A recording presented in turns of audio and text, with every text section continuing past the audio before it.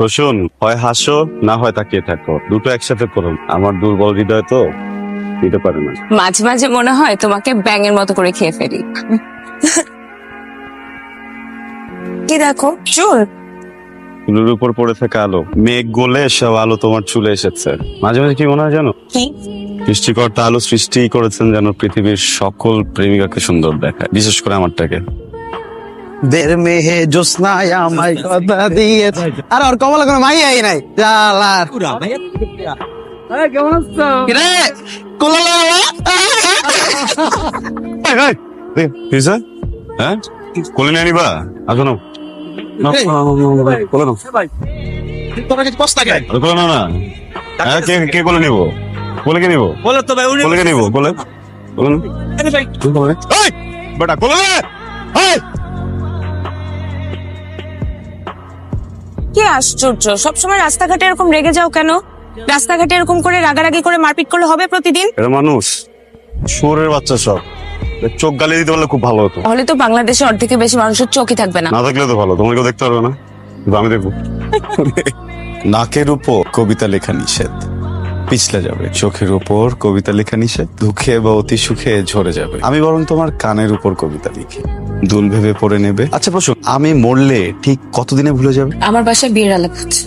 কার? আমার বাবার। কি হলো? আঙ্কেলের এখন বিয়ে করার কি প্রয়োজন? সবকিছু জোক জোক জোক হিসেবে নিতে নিতে সিরিয়াস টপিক গুলো জোক মনে হয় তোমার, তাই না? Sorry sorry sorry sorry sorry, আর মজা করবো না। বুঝতে পেরেছি, বাসায় তোমার বিয়ের কথা চলছে। তুমি আমার জন্য অনেক ইম্পর্টেন্ট। আমি আর পুরোটা লাইফ তোমার সাথে থাকতে চাই। তুমি যদি আজকে বলো আজকে, তুমি যদি বলো 10 বছর পরে, আমি 10 বছর ওয়েট করছি। যুদ্ধ হোক, বিশ্বযুদ্ধ হোক, কিছুই যায় আসে না। আমার কাছে তোমার থেকে বেশি ইম্পর্টেন্ট কিছুই না। সংখ্যা খারাপ করো না। বাজার বাবার সাথে সাবধানে ভালো করে সুন্দর করে কথা বলবেন। কেন, তোমার বাবা কি দত্ত? একটু বসো, আমি চা বানিয়ে আসি।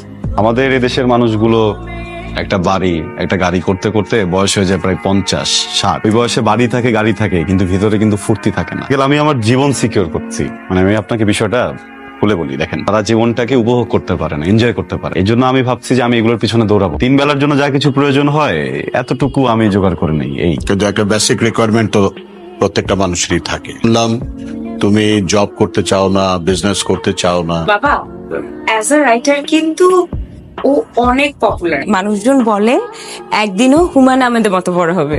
একদিন, এখন তো না। ও যে প্রফেশনটা বিলং করে এটা তো কোনো ফিউচার নেই, বুলশিট প্রফেশন। সরি আঙ্কেল, কি বললেন? আরেকটা বার একটু।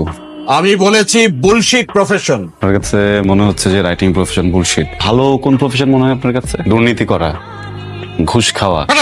আঙ্কেল চিৎকার করবেন না। আপনার বুকে হাত দিয়ে বলেন তো, এই যে আপনার বাড়িতে আপনি এরকম দামি সোফা রেখেছেন, আপনি যে লাইফস্টাইল মেনটেন করেন, আপনি যে স্যালারি পান ওটাতে যায়, আপনি ঘুষ খান না? স্যার তুমি কার সাথে কথা বলছো জানো? আমি ঘুষ করে সাথে কথা বলছি। Shut up! তোমার বাবা মা তোমাকে কোনো শিক্ষা দেয়নি। প্লিজ বাবা মাকে নিয়ে কথা বলবেন না। প্লিজ বাবা মাকে নিয়ে কথা বলবেন না প্লিজ। তোমার বাবা মা হচ্ছে অশিক্ষিত, মূর্খ, এবং তুমিও তাই হয়েছে। কি মানুষ নাকি জানো? আর উনি একটা বয়স্ক মানুষ, উনি না হয় তোমার কোনো কথায় বিরক্ত হয়েছে, তাহলে একটু মুখটা বন্ধ করে রাখো। প্রফেশন নিয়ে কথা বলবো। মুখ বন্ধ করো। কায়দা বাসা থেকে বের হও। আমার সাথে আর কোনো ধরনের যোগাযোগ করবে না, বের হও। এই যে এই যে দেখো আমার দিকে। মাম্মা শোনো, আমি বেরোচ্ছি। বাবা চলে গেছে, বাবা চলে গেছে। বাবা আসবে আবার একটু পরে। তোমার আমি কতবার সাবধান করছি, কথা শোনো নাই। দিনের পর দিন অনিয়ম করছো, ঘুষ খাইছো। আরে ভাই, নতুন সিওর ব্যাপারে আমি তোমার বলিনি, এখন তদন্ত হবে। চাকরির আশা করো, কিভাবে জেলে যেতে না হয় সে ব্যবস্থা করো। কি হয়েছে তোমার? কিছু তো একটা হয়েছে, বলো আমাকে। অফিসের একটা ফাইন্যান্সিয়াল প্রজেক্ট নিয়ে অনেক বড় ঝামেলা হয়ে গেছে। এখন না আমি বুঝতেছি না আসলে কিভাবে কি ম্যানেজ করবো। কিচ্ছু হবে না, এত টেনশনে কিচ্ছু নেই। ফাইনান্সিয়াল প্রবলেম বলতে কি বলতেছো? তুমি কি ঘুষ খাও? এই যুগে ঘুষ কে না খায়? তোমার বাবাকে দেখো, তোমার বাবা কি এত বড় বাড়ি, লাক্সারি গাড়ি, এমন লাইফস্টাইল বেতনের টাকা দিয়ে করছে? ঘুষের টাকা দিয়ে করছে। কাজার টিমের সবাইকে কনফারেন্স রুমে আসতে বলুন। হ্যাঁ, কাজার আপনাকে বলুন আগামীকাল আসতে। আপনাকে জন্য ফোন করে তারপর আসে।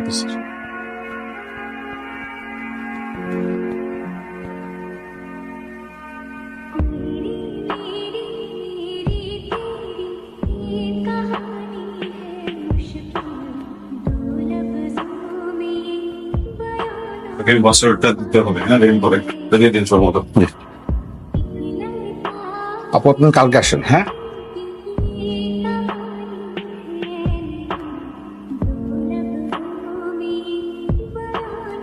আমার সাথে কথা বলার জন্য কি 5টা মিনিট সময় নেই তোমার হাতে? বলুন। আমার হাজবেন্ডের নাম আবরার ফাহিম। ওর এগেনস্টে তদন্ত কমিশন গঠিত হয়েছে, কিন্তু ও কিছু করে নাই।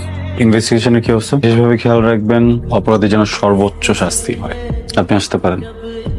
ও মাই গড ভাইজান, ওই ভ্যাগাবন ছেলেটা এখন সিইও? How is possible? ভালো করে খোঁজ দিয়ে দেখ, ও নিশ্চয়ই ঘুষ খায়। আমার মনে হয় না ও ঘুষ খায়, তাহলে ব্যাপারটা এত কষ্ট। কাইজার, তুমি কি আমাকে চিনতে পেরেছো? জি না। কে আপনি? আমি প্রসূনের বাবা। সরি, কোন প্রশ্ন? দেখুন মিস্টার, আপনার নামটা যেন কি? দেখুন, আমি দুর্নীতিবাজ, ঘুষখোর, এই ধরনের মানুষগুলোকে না একদম দেখতে পারি না। এদের হয়ে যারা সাফাই গাইতে আসে তাদেরকে তো আরো না। তার জন্য খুব ভালো হবে আপনি এক্ষুনি এখান থেকে বেরিয়ে যান। বলেছিলাম বাবা, ও তোমাকে আবার অপমান করবে। এটা অপমান না, এটা প্রতিশোধ। চাকরি, সাফল্য, দুনিয়াদারি, এইসব কিছুই ওর মাথায় কখনো ছিল না। রোল সাদা মাটা জীবন ছিল। কাইজার, তুমি কি চাও আমার থেকে? আমার জীবনটা কি তুমি তছনছ করে দিতে চাও? তুমি কি আমাকে রাস্তায় ফেলে দিতে চাও? তুমি আমাকে পথে বসাতে চাও? তুমি কি চাও আমি আমার বাচ্চাটাকে নিয়ে রাস্তায় রাস্তায় ঘুরে বেড়াই? কি করলে তোমার একটু শান্তি হবে বলো তো? তোমার অনেক রাগ না আমার উপরে? কি তোমার সাথে পার্সোনাল সময় কাটালে তুমি খুশি হবা? তুমি আমাকে তখন শান্তি দিবা?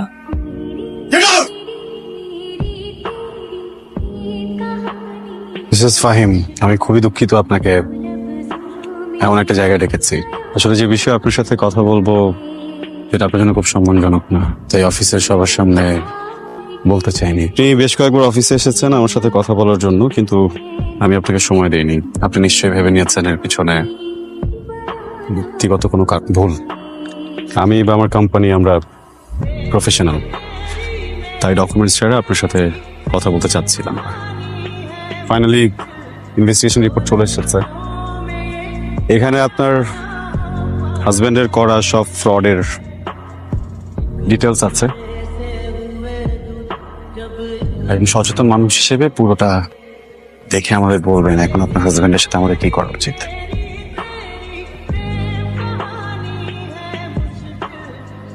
তোমার যেটা ভালো মনে হয় তুমি করো। মিসেস ফাহিম, আমরা অবিবেচক নই। আপনার পরিবারের বিষয়টা আমরা ভেবেছি, আপনার সন্তানের বিষয়েও ভেবেছি।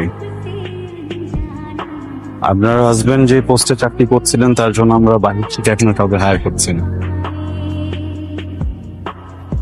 অ্যাপয়েন্টমেন্ট লেটার আপনি চাইলে কাল থেকে জয়েন করতে পারেন। Thank you Kaiser. আমাকে কি একবার নাম ধরে ডাকবে? Good luck Prasun.